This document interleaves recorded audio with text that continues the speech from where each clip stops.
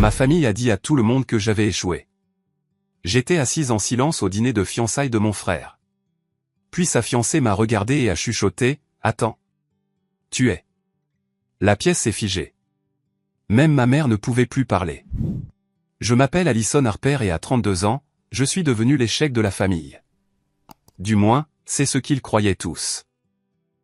Pendant 5 ans, j'ai bâti mon entreprise technologique en secret, regardant sa valeur grimper à des centaines de millions pendant que mes parents disaient à tout le monde que j'étais juste en train de me chercher. Puis est arrivé le dîner de fiançailles de mon frère James. J'étais assise en silence alors qu'il dénigrait ma vie, jusqu'à ce que sa fiancée Stéphanie me regarde et chuchote ces mots qui ont arrêté le temps. Avant de vous raconter la suite, dites-moi d'où vous regardez dans les commentaires. Cliquez sur le bouton j'aime et abonnez-vous pour rejoindre notre communauté de survivants et de battants. Grandir dans le quartier aisé de Bacon Hill à Boston signifiait que les attentes étaient toujours très élevées dans la famille Harper. Mes parents, Eleanor et William Harper, étaient des piliers de la société bostonienne.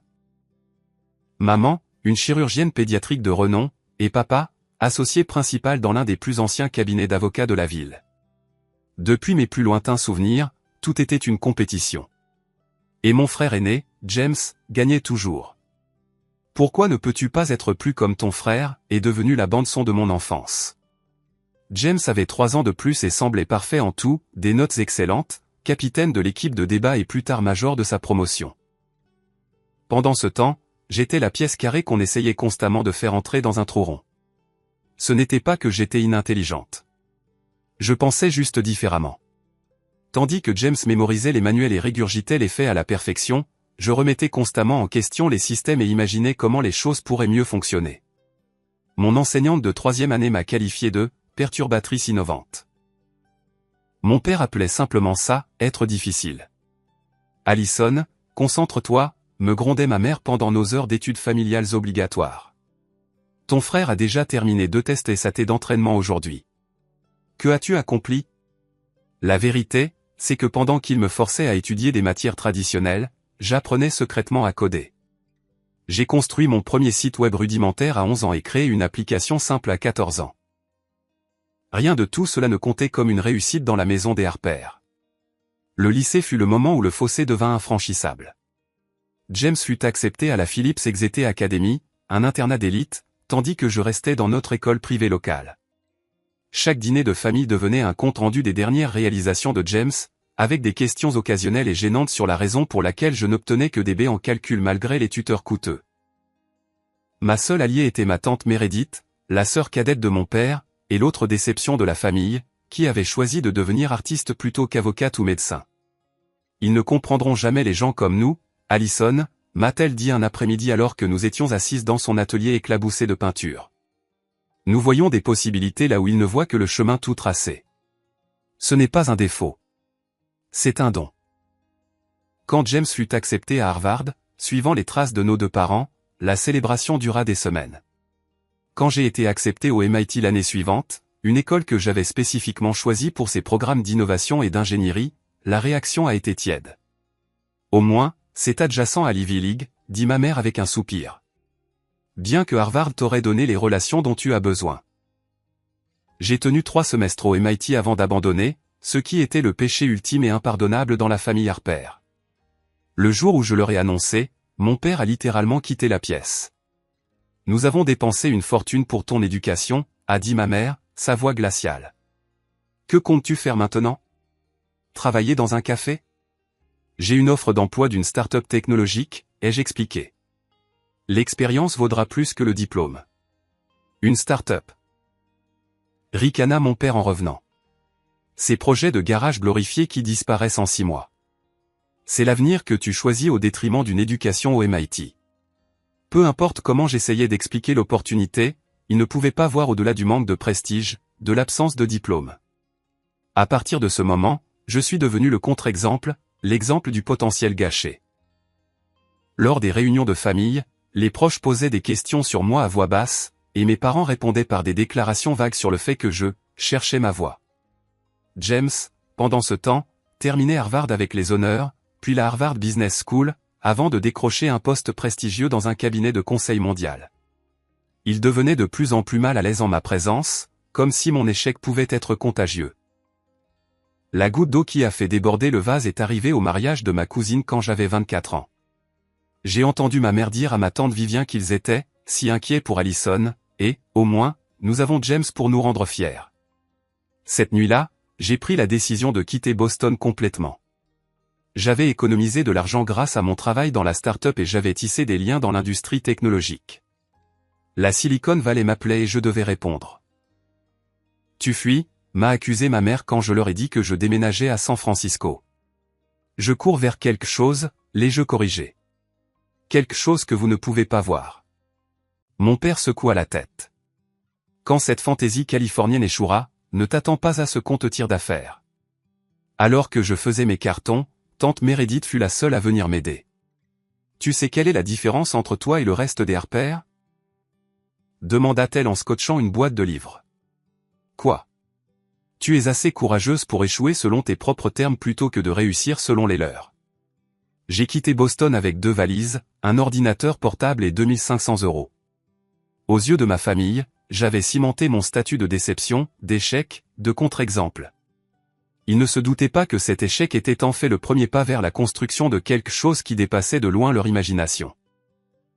Atterrir à San Francisco avec seulement 2500 € à mon nom aurait dû me terrifier. Au lieu de cela, j'ai ressenti un immense sentiment de liberté. Pour la première fois, je pouvais définir le succès selon mes propres termes, sans que les talons de la famille Harper ne me trouvent constamment trop petite. J'ai loué un minuscule studio à Oakland, tout ce que je pouvais me permettre, et j'ai pris un poste de développeuse junior dans une entreprise de technologie de la santé de taille moyenne. Le salaire était modeste, mais les opportunités d'apprentissage étaient immenses.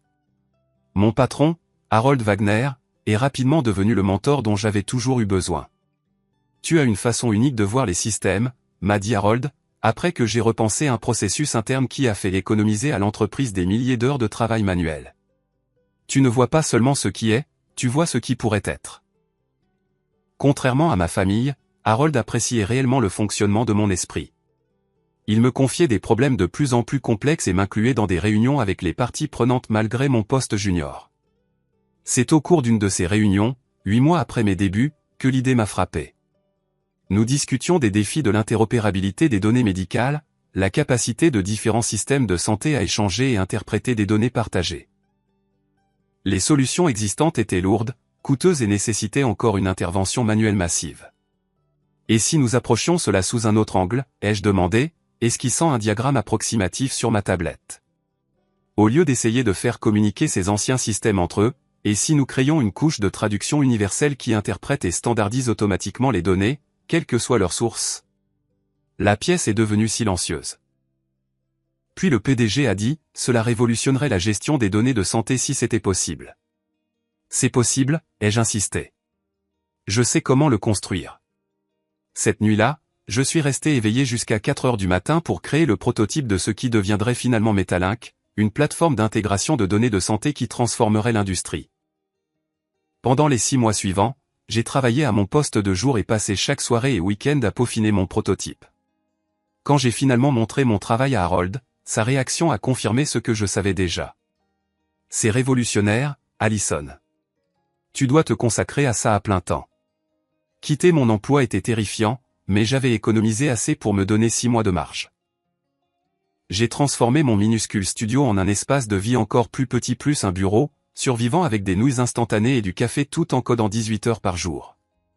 La percée a eu lieu lorsque j'ai présenté mon prototype lors d'une petite rencontre sur les technologies de la santé. Une investisseuse en capital risque présente m'a approché par la suite. Cela résout un problème d'1 milliard d'euros, a-t-elle dit sans détour. Je veux investir. 3 semaines plus tard, j'avais 500 000 € de financement de démarrage et j'ai créé ma société, Integrated Health Solutions.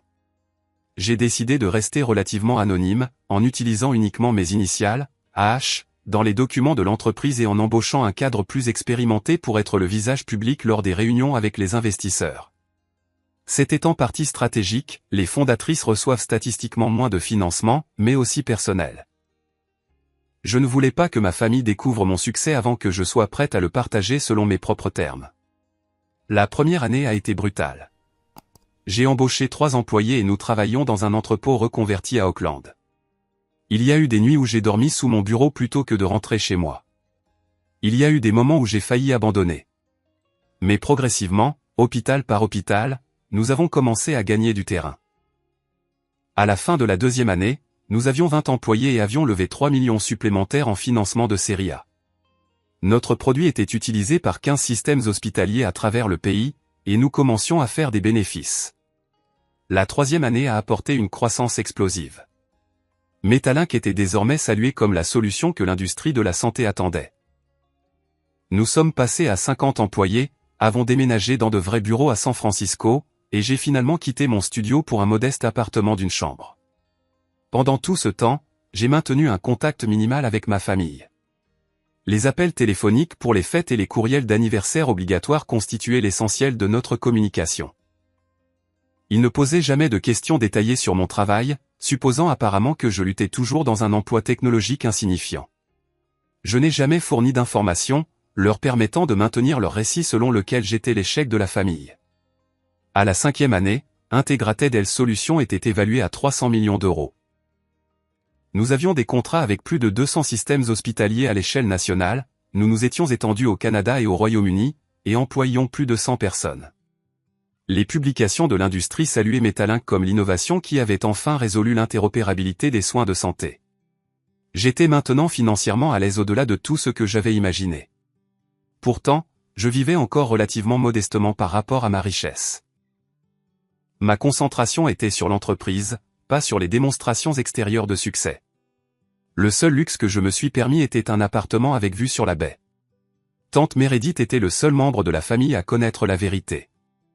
Je l'avais fait venir à San Francisco la 3e année et lui avais fait visiter mes bureaux. J'ai toujours su que tu leur prouverais qu'ils avaient tort, a-t-elle dit en me serrant fort dans ses bras. Mais tu sais que tu devras leur dire un jour, n'est-ce pas?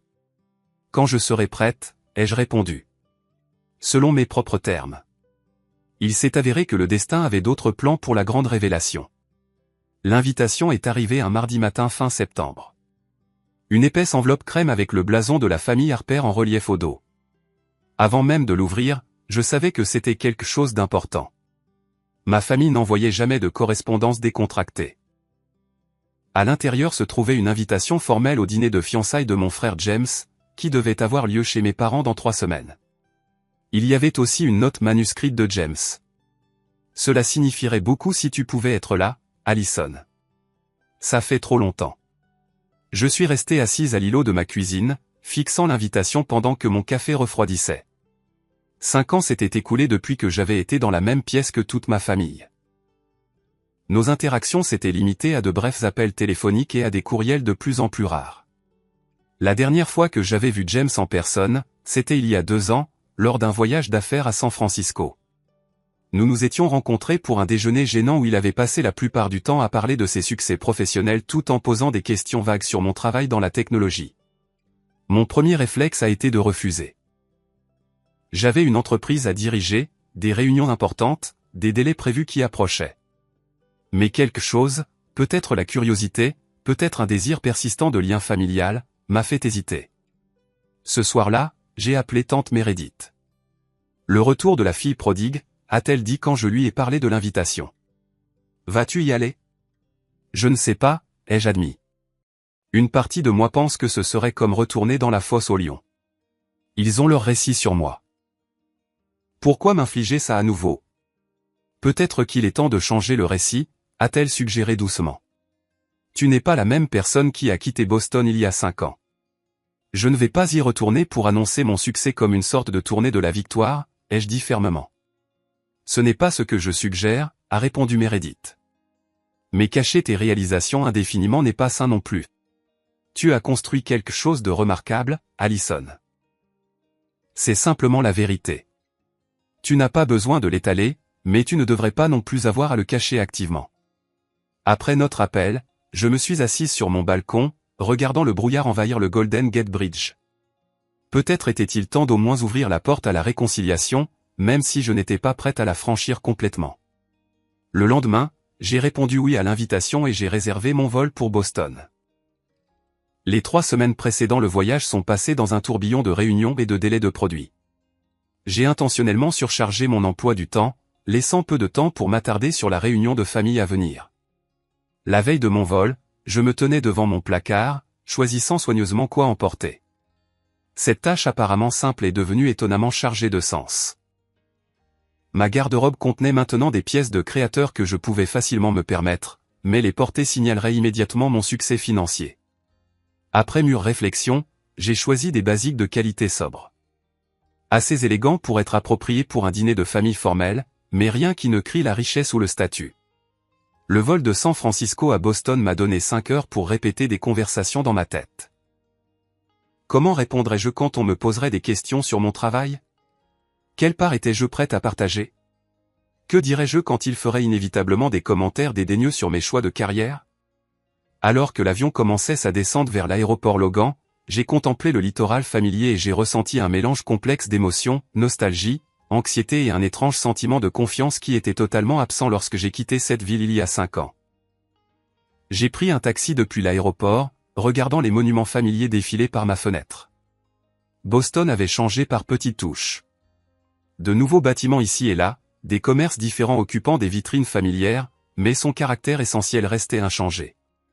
Contrairement à la réinvention constante de San Francisco, Boston était fier de sa constance et de sa tradition. Plutôt que de rester chez mes parents, comme on s'y serait attendu, j'avais réservé une chambre à l'hôtel Liberty à Beacon Hill. Ce petit acte d'indépendance était important pour moi. J'avais besoin d'un terrain neutre, d'un endroit où me retirer si les choses devenaient trop écrasantes. Après m'être enregistré et rafraîchi, j'ai reçu un texto de James. J'ai hâte de te voir ce soir. Les parents sont excités aussi. Je doutais de la véracité de cette dernière déclaration, mais j'ai répondu par un simple « j'ai hâte aussi ». À 19h. À 18h45, je me suis retrouvé devant la maison en grès brun de mes parents, la maison où j'avais grandi. Je me suis arrêté sur le trottoir, contemplant la façade familière avec ses jardinières parfaitement entretenues et ses accessoires en laiton poli. Il y a 5 ans, j'avais quitté cette maison en me sentant comme un échec. Aujourd'hui, je revenais en tant que fondatrice d'une entreprise de 300 millions d'euros. Pourtant, ma main tremblait encore légèrement alors que je tendais la main vers la sonnette. La porte s'est ouverte pour révéler mon père, William Harper, exactement tel que je m'en souvenais. Grand, imposant et impeccablement vêtu d'un costume sur mesure. « Allison, dit-il, son ton formel alors qu'il se penchait pour une brève et raide étreinte. Tu es arrivé. Salut, papa.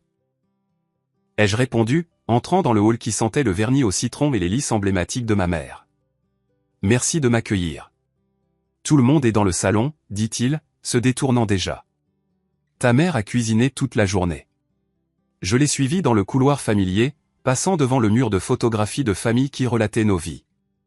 J'ai remarqué que le côté de mon frère sur l'étalage avait continué de s'agrandir. Photos de remise de diplôme, portraits professionnels, photos de vacances, tandis que le mien était resté figé dans le temps, se terminant avec ma remise de diplôme du lycée. Le salon est tombé momentanément silencieux à mon entrée. Ma mère s'est levée de son siège, son expression un masque de politesse soigneusement composé. « Allison, ma chérie, dit-elle en m'embrassant brièvement. Comment s'est passé ton vol? Ça a été, maman, ai-je répondu. Tu as l'air en forme. Voici Stéphanie, dit James, s'avançant avec une grande et élégante femme à ses côtés. Ma fiancée. Stéphanie Morgan n'était pas ce à quoi je m'attendais. En me basant sur les anciennes petites amies de mon frère et notre cercle social familial, je m'attendais à quelqu'un d'un milieu similaire. Vieille fortune, succès traditionnel, peut-être une autre avocate ou médecin. Au lieu de cela, Stéphanie avait un sourire chaleureux qui atteignait ses yeux et une poignée de main ferme. « J'ai tellement entendu parler de toi, dit-elle, et étonnamment, elle semblait sincère. Que du mal, je suppose. Ai-je plaisanté, regrettant immédiatement ce commentaire autodépréciateur en voyant le léger froncement de sourcils de ma mère. Pas du tout, répondit Stéphanie avec aisance. James a mentionné que tu travailles dans la technologie à San Francisco. Ça doit être passionnant. Avant que je puisse répondre, ma mère a interrompu. Laisse-moi te présenter à tout le monde.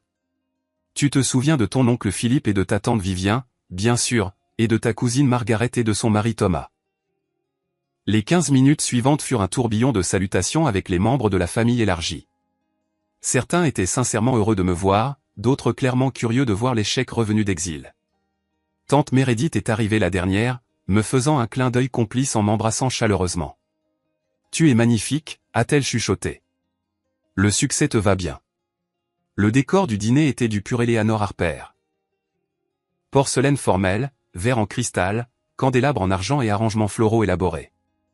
Enfant, j'avais toujours trouvé ces dîners formels étouffants. Maintenant, il me semblait être du théâtre, une performance élaborée de richesse et de tradition. Alors que nous prenions place, je me suis retrouvé entre tante Meredith et le cousin de mon père, Walter, un banquier d'investissement ennuyeux qui m'avait toujours traité avec une politesse condescendante. Stéphanie et James étaient assis juste en face de moi, avec mes parents à chaque extrémité de la longue table. Alors, Allison, lança l'oncle Philippe depuis l'autre bout de la table alors que le premier plat était servi. James nous dit que tu es toujours en Californie à tenter ta chance dans la tech.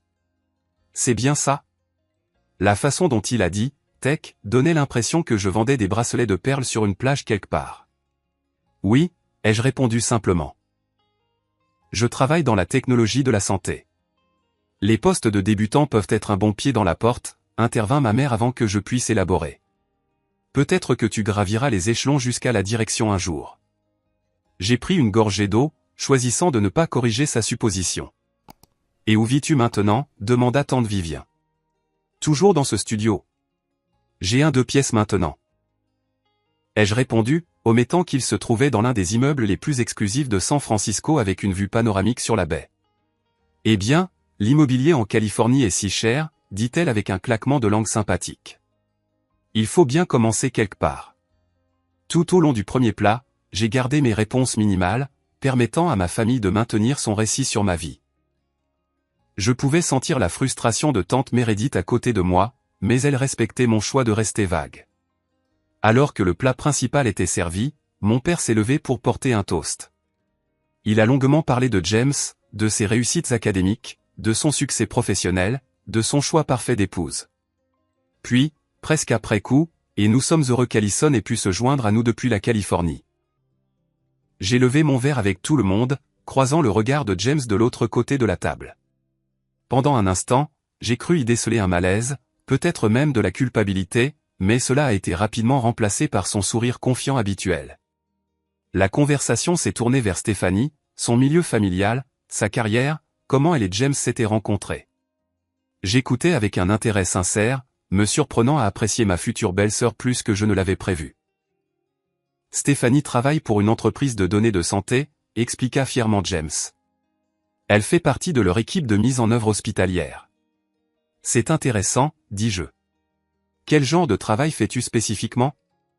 J'aide les hôpitaux à intégrer notre plateforme à leurs systèmes existants, expliqua Stéphanie. C'est stimulant mais gratifiant. Notre technologie transforme vraiment la façon dont les données des patients sont partagées entre les prestataires. Quelque chose dans sa description me semblait familier, mais je n'ai pas tout de suite fait le lien. La technologie change tout, dit mon père d'un ton dédaigneux. Bien que je préfère toujours avoir un vrai médecin plutôt qu'un ordinateur pour prendre des décisions concernant ma santé. Il ne s'agit pas de remplacer les médecins, papa, me suis-je surprise à dire. Il s'agit de leur donner de meilleurs outils et des informations plus précises. Il a haussé un sourcil, surpris par mon engagement soudain dans la conversation. Exactement, approuva Stéphanie avec enthousiasme. La plateforme avec laquelle je travaille a en fait réduit les erreurs de médication de 40% dans certains hôpitaux car elle garantit que tous les prestataires ont accès aux mêmes informations précises sur les patients. Maintenant, j'étais vraiment attentive. Ces statistiques me semblaient très spécifiques et très familières. Quel est le nom de ton entreprise, ai-je demandé, un soupçon se formant. Integrated Health Solutions, répondit-elle. Nous sommes surtout connus pour notre produit phare, Metalink. C'est vraiment révolutionnaire. J'étais tellement excité quand ils m'ont embauché il y a 6 mois. La conversation à table a continué, mais un bourdonnement avait commencé dans mes oreilles. Stéphanie travaillait pour mon entreprise. Mon entreprise que j'avais bâtie à partir de rien. Mon échec à 300 millions d'euros. Stéphanie parlait encore, expliquant à mes parents perplexes ce que signifiait l'interopérabilité des soins de santé et pourquoi c'était important. La fondatrice est cette femme brillante qui a créé une approche entièrement nouvelle du problème. Elle est assez discrète, cependant. La plupart des gens la connaissent simplement sous le nom de AH, mais ce qu'elle a développé est en train de changer la prestation des soins de santé à travers le pays. Elle s'arrêta, un léger froncement de sourcils traversant son visage alors qu'elle me regardait de plus près. Je pouvais voir les rouages tourner alors qu'elle faisait le lien entre mon nom, mes initiales et ma mention de travailler dans la technologie de la santé. Puis ses yeux se sont écarquillés et elle a chuchoté, juste assez fort pour que les personnes proches puissent entendre. « Attends, tu es H ? La fondatrice ?» La pièce est devenue silencieuse, tous les yeux se tournant vers moi. La fourchette de ma mère a cliqueté contre son assiette. Mon père s'est figé, son verre de vin à mi-chemin de ses lèvres. Et juste comme ça, mes mondes soigneusement entretenus sont entrés en collision. Le temps sembla s'arrêter alors que la question de Stéphanie restait en suspens. L'élégante salle à manger avec son lustre en cristal et ses portraits d'ancêtres semblait soudainement privée d'air, comme si tout l'oxygène avait été aspiré en ce seul instant de reconnaissance. « Tu es H. » répéta Stéphanie, sa voix plus forte maintenant.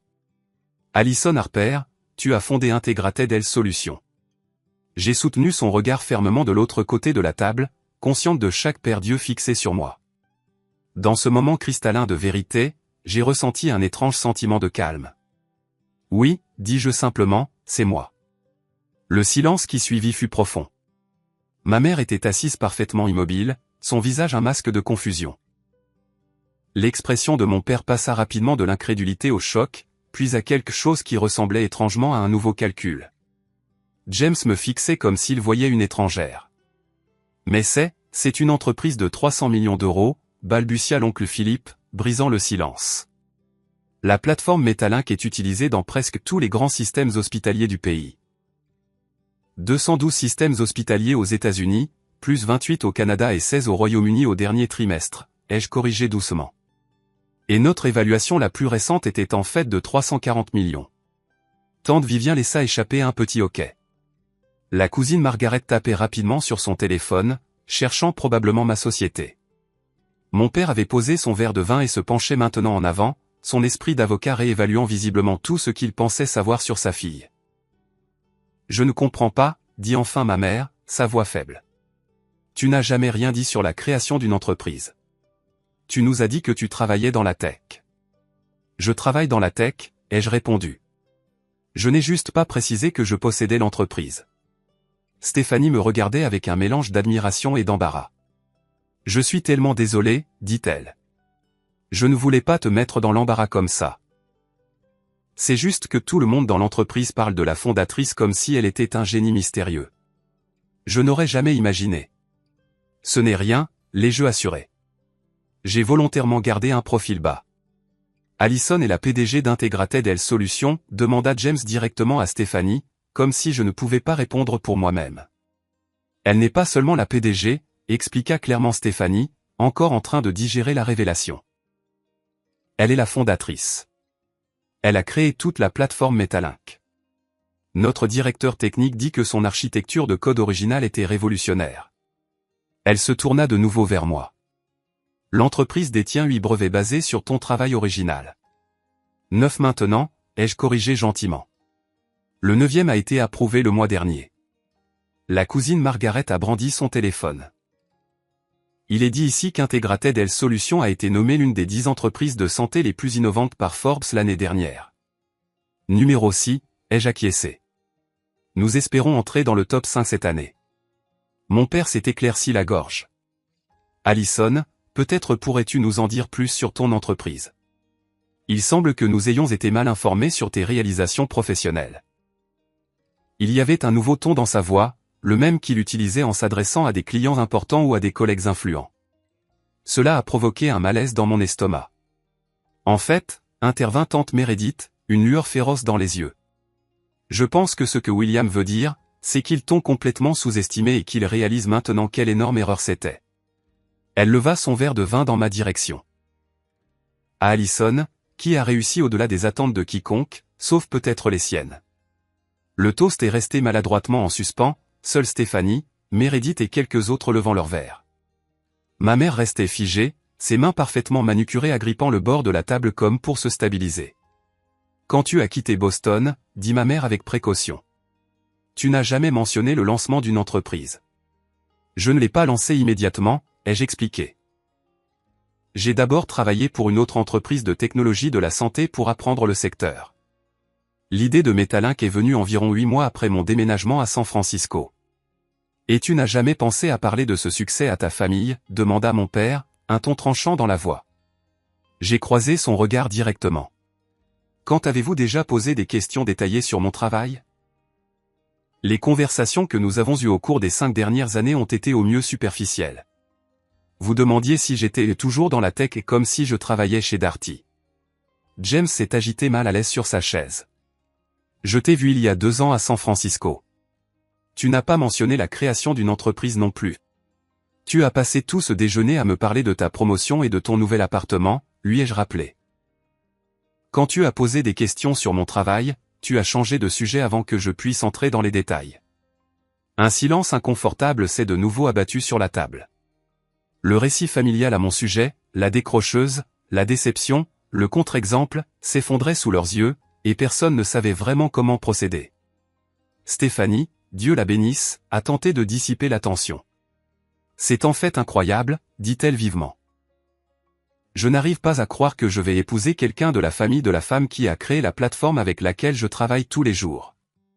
Les hôpitaux que je visite considèrent Metalink comme révolutionnaire. 340 millions, murmura l'oncle Philippe, toujours bloqué sur l'évaluation. As-tu levé du capital risque, demanda mon père, passant en mode affaires. Initialement, ai-je acquiescé. 500 000 € en financement de démarrage, puis 3 millions en série A et 25 millions en série B. Nous sommes rentables depuis la 3e année, donc nous n'avons pas eu besoin de lever de fonds supplémentaires. Et ta participation, insista-t-il. Papa, l'interrompit James, l'air embarrassé. Je conserve une participation majoritaire de 51%, ai-je répondu calmement. Les sociétés de capital risque détiennent 30%, et les 19% restants sont répartis entre les premiers employés et notre plan d'actionnariat salarié. Mon père hocha la tête, clairement impressionné malgré lui. Ma mère n'avait toujours presque pas bougé, son masque social complètement tombé alors qu'elle luttait pour concilier sa perception de moi avec cette nouvelle réalité. Alors, pendant tout ce temps, dit-elle enfin, la voix tendue. Pendant que nous nous inquiétions pour toi, pensant que tu luttais dans un minuscule appartement avec un emploi sans avenir, tu as été, quoi? Une fondatrice millionnaire dans la tech? Sur le papier, au moins, ai-je reconnu. Mais ce n'était jamais le but. Alors, quel était le but, demanda James, quelque chose de dur dans sa voix. Nous faire passer pour des imbéciles? Nous prouver que nous avions tort? Le but était de résoudre un problème qui devait être résolu. Ai-je répondu fermement. De construire quelque chose de significatif. Le fait que cela soit devenu un succès financier était secondaire. Secondaire, ricana mon père. 300 millions, ce n'est guère secondaire. Pour les Harper, peut-être pas, dis-je doucement. Mais pour moi, c'était toujours le travail lui-même. Ma mère se leva brusquement, sa chaise grinçant contre le parquet. Je dois aller voir pour le dessert, annonça-t-elle. Bien que le personnel de restauration se soit occupé de tout toute la soirée, elle disparut dans la cuisine, les épaules rigides. Je devrais l'aider, murmura tante Vivien, la suivant rapidement. Les membres restants de la famille restèrent assis dans un silence gêné, le dîner élaboré étant maintenant complètement déraillé. Stéphanie regardait entre James et moi, sentant clairement la tension mais ne comprenant pas entièrement ses racines. Je dois dire? S'aventura-t-elle, travailler pour votre entreprise a été la meilleure expérience professionnelle de ma carrière. La culture est incroyable et tout le monde est tellement engagé dans la mission d'améliorer les soins aux patients. Merci, dis-je sincèrement. Ça me touche beaucoup. Nous travaillons dur pour maintenir cette culture à mesure que nous grandissons. Combien d'employés avez-vous maintenant? Demanda James, faisant un effort visible pour s'engager. 123. Ai-je répondu. Nous ouvrons un bureau à Boston le trimestre prochain, en fait. Boston, s'est animée tante Meredith. Passeras-tu plus de temps ici alors? Un peu, ai-je acquiescé. Je devrais être ici pour le lancement et l'embauche initiale. Mon père me regardait avec une expression calculatrice. Le secteur de la technologie de la santé est en plein essor. As-tu envisagé des offres d'acquisition? Nous en avons reçu plusieurs, ai-je reconnu. Mais je ne suis pas intéressé par la vente. Nous avons encore trop de travail à faire. Ma mère est revenue, à nouveau composée, mais avec une certaine fragilité dans son sourire. Le dessert sera servi d'un instant à l'autre, annonça-t-elle. Allison, peut-être qu'après le dîner, tu pourrais nous en dire plus sur cette entreprise à toi. Il semble que nous ayons beaucoup de rattrapage à faire. Son ton indiquait clairement qu'il s'agissait moins d'une invitation au partage que d'une accusation de dissimulation. Le masque soigneusement reconstruit de la société polie ne pouvait pas tout à fait cacher la blessure et la confusion sous-jacente. Alors que les assiettes à dessert étaient placées devant nous, j'ai réalisé que cette révélation, bien que satisfaisante à certains égards, avait ouvert une boîte de Pandore d'émotions compliquées et de relations endommagées qui ne seraient pas facilement résolues autour d'une crème brûlée et d'un café. Le dessert fut une affaire tendue. La conversation se déroulait par bribes saccadées, les membres de la famille élargie posant des questions de plus en plus précises sur mon entreprise.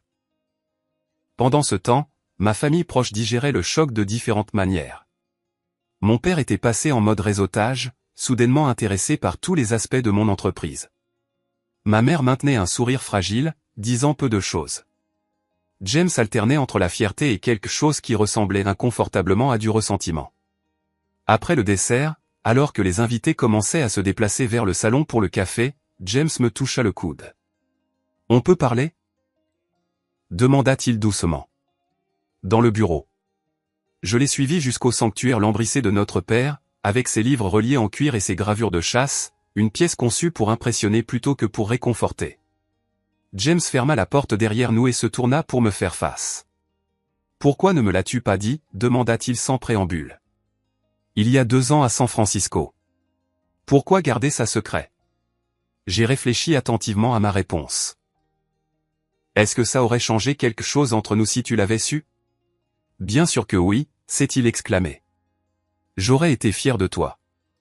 J'aurais parlé à tout le monde de ma brillante sœur, la fondatrice de Tech. De la même manière que tu parlais à tout le monde de ta brillante sœur, la décrocheuse universitaire, ai-je répliqué. James, toute notre relation a été définie par la comparaison. Toi qui gagnes, moi qui perds. J'avais besoin de construire quelque chose qui soit juste à moi, non mesuré par rapport à tes réalisations ou aux attentes de nos parents. Il passa une main dans ses cheveux parfaitement coiffés, les décoiffant momentanément. Je n'ai jamais vu ça comme une compétition. Tu n'en avais pas besoin, ai-je répondu.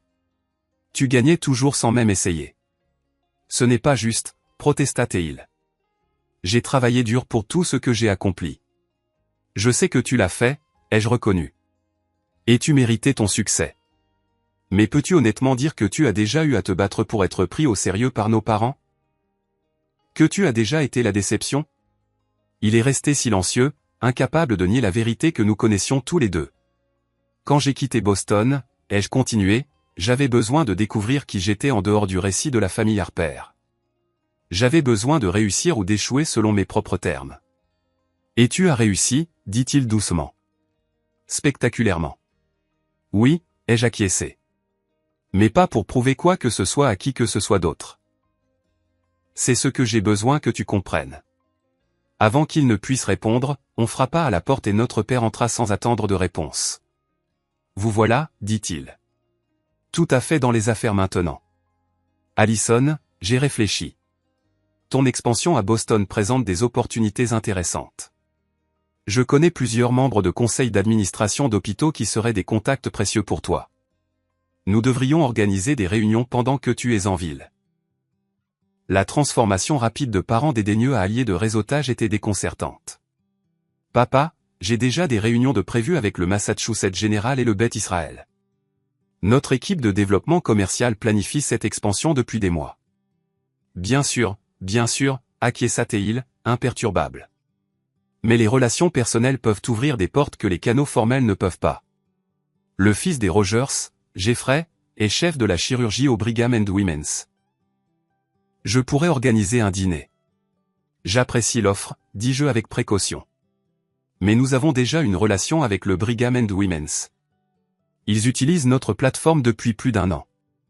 Mon père parut momentanément décontenancé mais se reprit rapidement.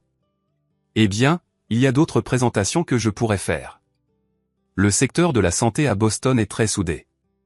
William, intervint James. Ce n'est peut-être pas le moment pour le réseautage d'affaires. Mon père fronça les sourcils, nous regardant tour à tour. J'essaie simplement d'aider. Allison a construit quelque chose d'impressionnant et j'ai des relations qui pourraient être précieuses. De la même manière que ces relations auraient été précieuses il y a 5 ans quand je débutais, ai-je demandé doucement. Quand je t'ai parlé de mes idées et que tu les as rejetées comme une fantaisie californienne? Un éclair d'inconfort traversa son visage. C'était différent. Tu débutais à peine, sans aucune expérience. Maintenant, tu as fait tes preuves. Et c'est seulement à ce moment-là que je mérite ton soutien? Après avoir déjà réussi sans lui? La porte du bureau s'ouvrit de nouveau et ma mère apparut. Son sang-froid d'hôtesse parfaite s'était envolé, révélant le tumulte émotionnel sous-jacent. Allison, dit-elle, la voix tendue. Je pense que nous devons parler. James et mon père échangèrent des regards. Puis mon père acquiesça. Nous allons vous laisser un peu d'intimité, dit-il en faisant sortir James. Quand la porte se referma, ma mère resta debout, les bras croisés défensivement sur sa poitrine. Pourquoi ne nous as-tu rien dit, demanda-t-elle, reprenant la question de James, mais avec un ton plus vif. Toutes ces années, nous laissant croire que tu luttais, que tu joignais à peine les deux bouts. As-tu la moindre idée de l'inquiétude que nous avions pour toi? Étiez-vous inquiet, maman? Demandai-je doucement. Ou embarrassé? La couleur lui monta aux joues. C'est une chose horrible à dire. Bien sûr que nous étions inquiets. Tu as abandonné l'université, déménagé à l'autre bout du pays, à peine communiqué. Et avez-vous jamais demandé, vraiment demandé, ce que je faisais? Avez-vous jamais montré de l'intérêt pour mon travail au-delà de supposer qu'il était insignifiant? Comment pouvions-nous savoir si tu ne nous disais jamais rien, a-t-elle rétorqué. J'ai arrêté de vous dire des choses quand il est devenu clair que vous n'écoutiez pas, ai-je dit. Quand j'ai quitté Boston, papa m'a dit de ne pas revenir chercher de l'aide quand ma fantaisie californienne échouerait. Vous aviez tous les deux déjà décidé de mon histoire avant que j'aie eu la chance de l'écrire. Elle s'affaissa dans l'un des fauteuils en cuir, semblant soudainement fatiguée. Nous voulions ce qu'il y avait de mieux pour toi. Non, l'ai-je corrigé. Vous vouliez ce que vous pensiez être le mieux pour moi. Il y a une différence. Nous t'avons donné tous les avantages, dit-elle, un tremblement dans la voix.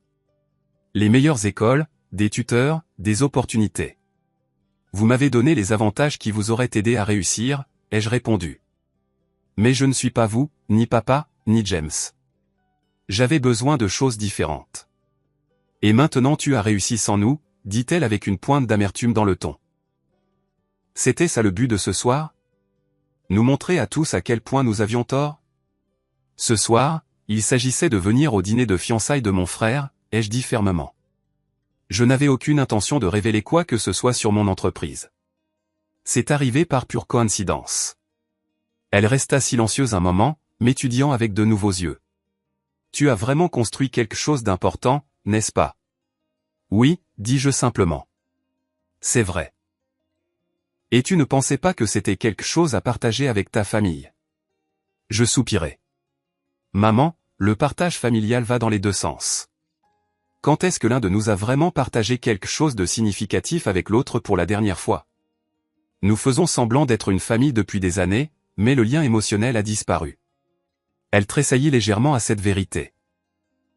J'ai toujours pensé que tu t'étais éloignée parce que tu étais mécontente de tes choix, que tu nous évitais parce que tu avais honte. Je me suis éloigné parce que chaque interaction me laissait un sentiment de jugement et de dévalorisation, ai-je expliqué. C'était plus facile de garder mes distances que de défendre constamment mon chemin, et maintenant, ton chemin a mené à un succès extraordinaire, a-t-elle observé, pendant que nous te plaignions.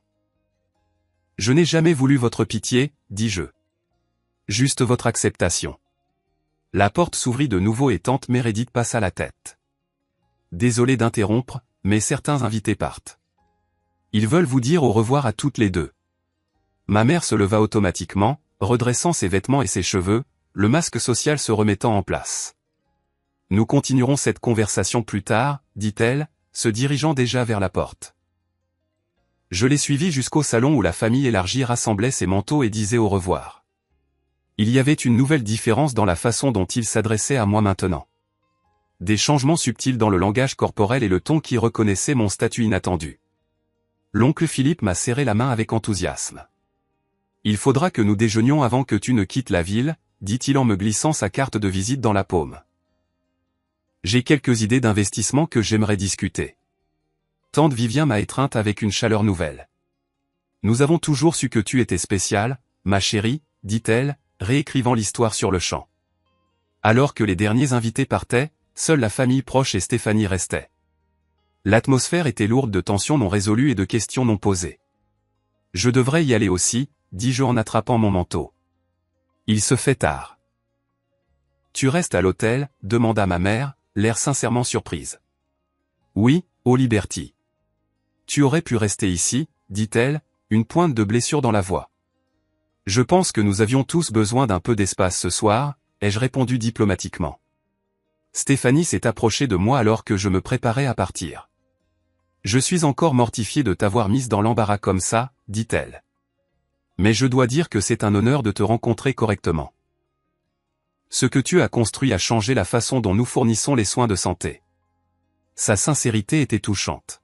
« Merci. Et s'il te plaît, ne sois pas embarrassé. Ça allait finir par se savoir. Aurais-tu le temps pour un café demain ? Demanda-t-elle avec hésitation. J'adorerais en savoir plus sur la façon dont tu as développé le concept initial de Metalink. J'aimerais beaucoup, ai-je accepté, me surprenant de la sincérité de mes paroles. James apparut à ses côtés, son expression toujours complexe. Je vais te raccompagner, proposa-t-il. À la porte, il s'arrêta. C'est beaucoup à digérer, admit-il. Mais je suis fier de toi, Allison. Vraiment. Merci, dis-je, cherchant sur son visage des signes du frère dont j'avais été proche avant que la compétition et la comparaison ne nous séparent. Ça signifie plus que tu ne le penses. Alors que je sortais dans la fraîche soirée de Boston, je me sentais à la fois émotionnellement épuisé et étrangement libéré. Les murs soigneusement construits entre mon passé et mon présent s'étaient effondrés, pour le meilleur ou pour le pire. Ce qui serait construit à leur place restait à voir. De retour dans ma chambre d'hôtel, j'ai enlevé mes talons et je me suis effondré sur le lit king size, émotionnellement épuisé. Le ventilateur de plafond tournait paresseusement au-dessus de moi pendant que je repassais les événements de la soirée. Un enchevêtrement d'émotions contradictoires tourbillonnait dans mon esprit. La victoire, oui, mais aussi la tristesse pour les années de déconnexion et l'incertitude quant à la suite. Mon téléphone a vibré avec un texto de tante Meredith. « Tu as été magnifique ce soir. Petit déjeuner demain, c'est moi qui régale. » J'ai souri et lui ai répondu pour confirmer. Si quelqu'un pouvait m'aider à digérer ce qui s'était passé, c'était bien Meredith. Le sommeil est venu par intermittence. Mes rêves, un mélange chaotique de passé et de présent, des dîners d'enfance où j'étais soudainement la PDG, des réunions de conseil interrompues par les critiques de ma mère. Je me suis réveillé tôt, regardant le lever du soleil peindre l'horizon de Boston dans des tons de rose et d'or. Meredith attendait déjà quand je suis arrivé au petit café près du jardin public, vêtu de ses superpositions artistiques caractéristiques malgré leur matinale. La voilà, sourit-elle en se levant pour m'embrasser. Le sujet de conversation de Béconville ce matin, j'imagine. À ce point, demandai-je en glissant dans la banquette en face d'elle. Vivien m'a appelé à 7 heures du matin pour me soutirer des informations, a confirmé Meredith. Apparemment, elle dit à tout le monde qu'elle a toujours su que tu avais quelque chose de spécial. Je n'ai pas pu m'empêcher de rire. 5 ans de commentaires apitoyés, et maintenant, soudainement, j'étais toujours destiné à la grandeur. C'est la société de Boston pour toi, a haussé les épaules Meredith. Mais assez parlé d'eux. Comment te sens-tu ? J'ai réfléchi à la question avec soin. Soulagé, à certains égards. C'était épuisant de maintenir des vies séparées, mais aussi incertaines. Je ne sais pas où les choses vont aller à partir de maintenant avec ma famille. C'est à toi de décider, dit Meredith, remuant son café d'un air songeur. Tu es en position de force maintenant, pas seulement financièrement, mais émotionnellement. C'est à toi de décider quelle part de toi-même tu vas partager avec eux à l'avenir. Je n'ai jamais voulu de pouvoir sur eux, soupirai-je. Je voulais juste être accepté. Parfois, on a besoin du premier pour obtenir le second, a-t-elle observé. Triste, mais vrai. Après le petit déjeuner avec Meredith, j'ai retrouvé Stéphanie pour un café près de son bureau. Loin de la dynamique familiale, elle était encore plus impressionnante, vive, réfléchie et sincèrement passionnée par l'amélioration des soins de santé. L'équipe de mise en œuvre a insisté pour certaines fonctionnalités. A-t-elle expliqué avec animation, décrivant les défis du système actuel. Je n'avais aucune idée que je donnerais des retours directement à la fondatrice. C'est exactement le genre d'information dont j'ai besoin, lui ai-je dit. La distance entre le développement et la mise en œuvre est quelque chose que nous essayons toujours de combler. Au moment de nous séparer, j'avais non seulement obtenu des informations précieuses sur le produit, mais potentiellement une amie. Contre toute attente, mon frère avait choisi quelqu'un que je respectais et appréciais sincèrement. La conversation la plus difficile a eu lieu cet après-midi-là, lorsque mes parents m'ont demandé de les rejoindre pour le déjeuner à leur club. Le cadre était délibéré, un terrain neutre où les conventions sociales empêcheraient toute scène, mais fermement sur leur territoire. Nous avons beaucoup réfléchi, a commencé mon père une fois que nous fûmes assis et que le serveur fut parti. Et nous te devons des excuses. Les mots étaient si inattendus que j'ai failli laisser tomber mon verre d'eau. Nous n'avons pas su voir ton potentiel, a-t-il poursuivi. Nous avons mesuré ton succès selon des normes traditionnelles et avons manqué l'innovation et la vision que tu possédais. Ma mère a acquiescé, même si je voyais que c'était plus difficile pour elle. Nous étions inquiets pour toi, a-t-elle ajouté.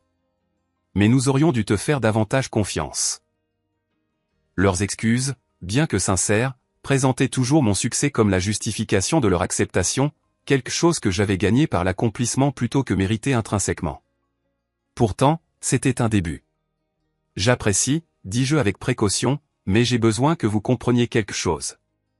Ma valeur en tant que votre fille n'est pas liée à ma valeur nette ou à mes réalisations professionnelles.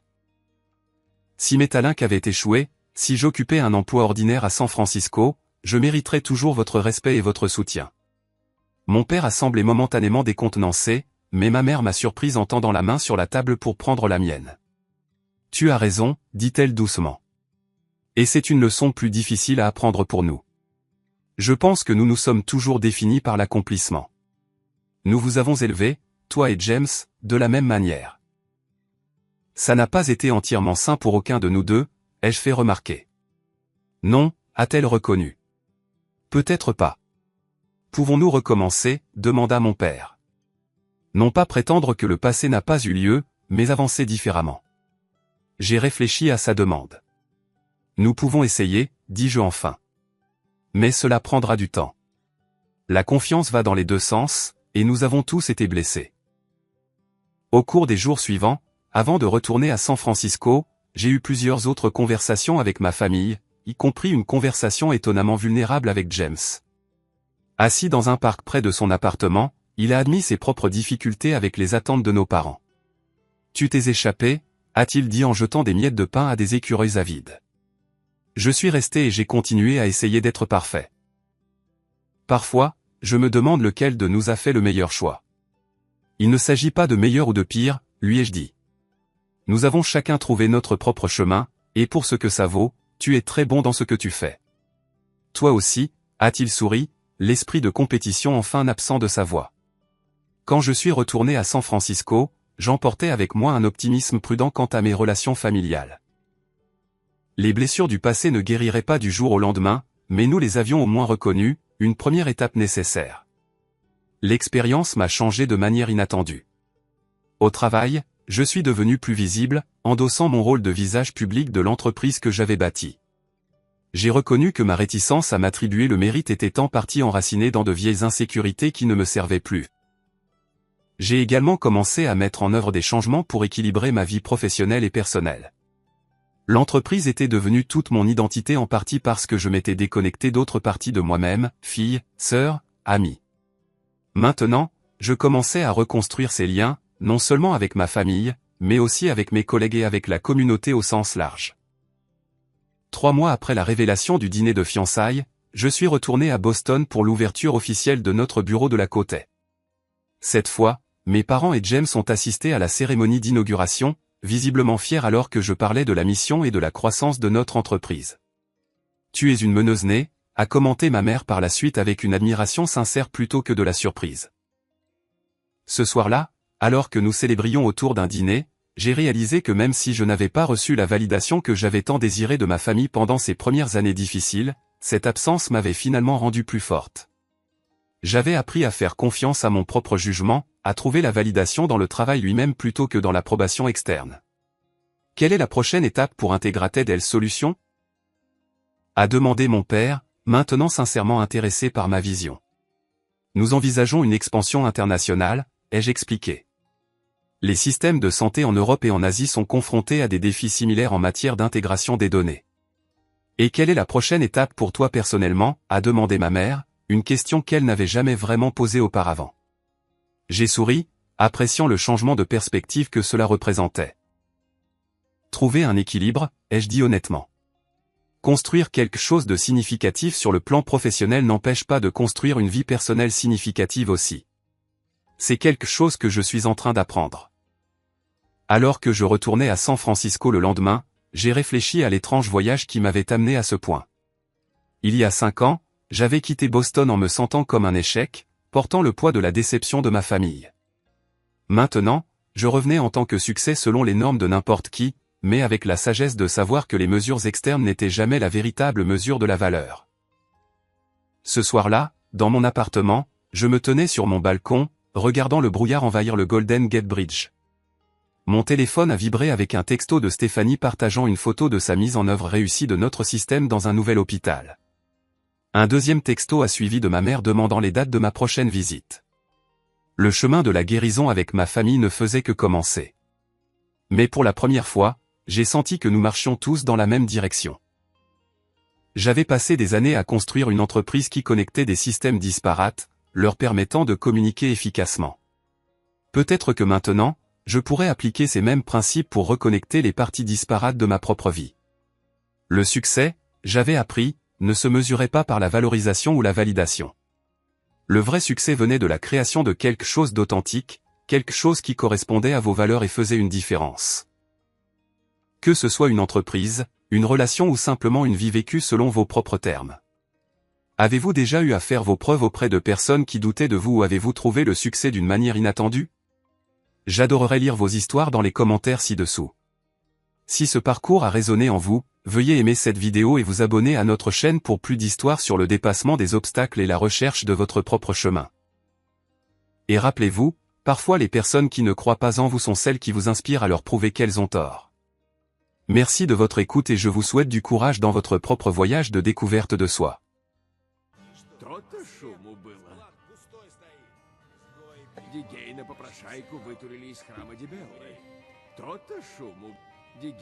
Все, больше ничего интересного не скажет? Хорошо. Она твоя Надя. Я покажу тебе твою комнату. Сюда. Запомни, в Маркарте Эль дешевле крови. Я за тобой вернусь.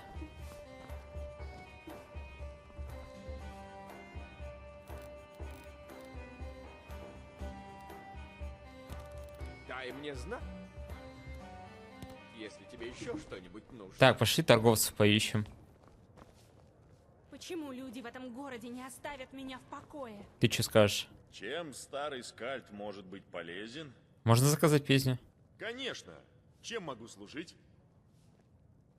А даваки не спой. Да благословит тебя Исмир.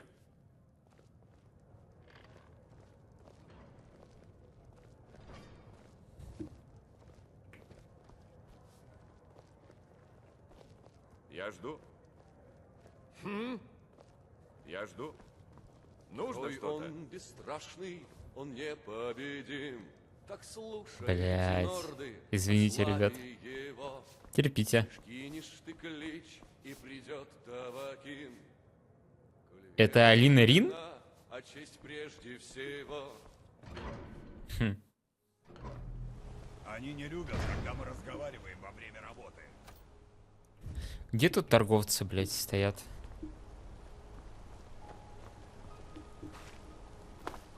Ска объявлений. Охота за бандитами средняя сложность.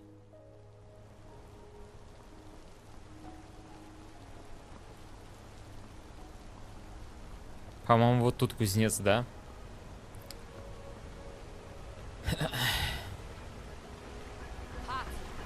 Это еще что?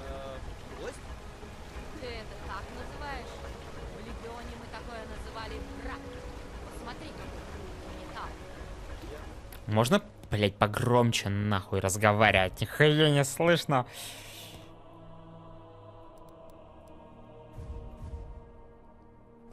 Прости, просто, ну, кузня так Нужен новый клинок? Что не так с твоим учеником? С Тацитом. Мальчишка-имперец. Я раз за разом учу его обращаться с железом, но он никак не поймет.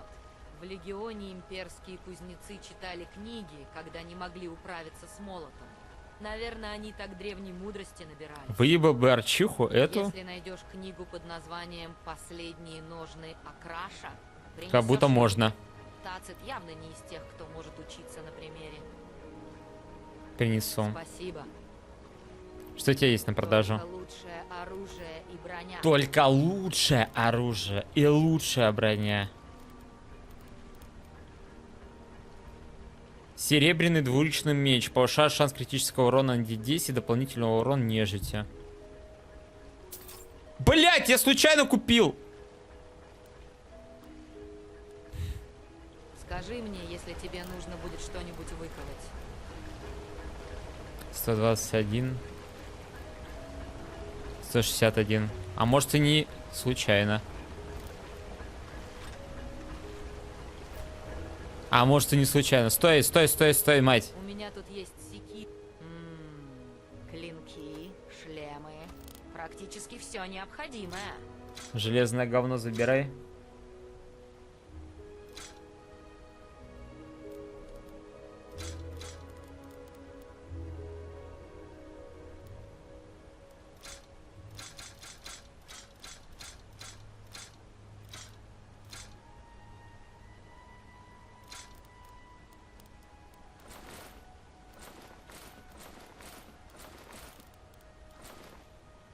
Ага, ага. Ага. Ага.